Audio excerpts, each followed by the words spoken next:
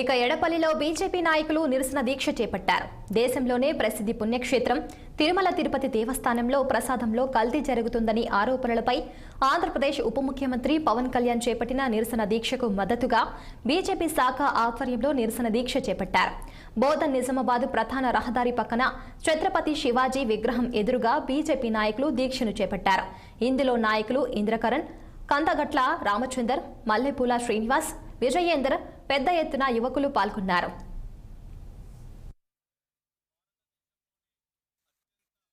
పుణ్యక్షేత్రాల్లో ఒకటైనటువంటి శ్రీ తిరుమల తిరుపతి దేవస్థానంలో మనం పవిత్రంగా స్వీకరించే ప్రసాదం ఏదైతే ఉందో లడ్డూలో కల్తీ చెందినటువంటి సంఘటనని దాన్ని తీసుకొని ఏదైతే ఆ కల్తీకి పాటుపడినటువంటి వారందరినీ వెంటనే శిక్షించాలని, అట్లాగే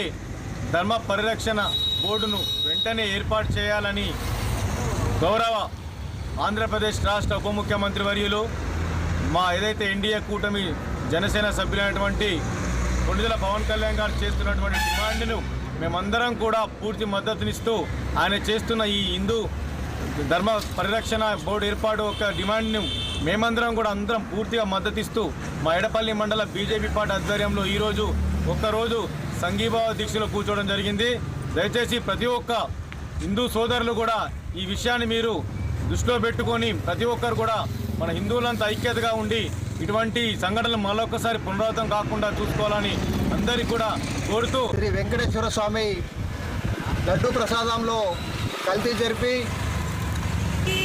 హిందువుల మనోభావాలను దెబ్బతీసిన వారిపై కఠిన చర్యలు తీసుకోవాలని, అలాగే హిందూ ధర్మ రక్ష బోర్డును ఏర్పాటు చేయాలని గౌరవ ఆంధ్రప్రదేశ్ రాష్ట్ర ఉప ముఖ్యమంత్రి శ్రీ కొణిదెల పవన్ కళ్యాణ్ గారు చేస్తున్నటువంటి ధర్మ పోరాటానికి మద్దతుగా ఈరోజు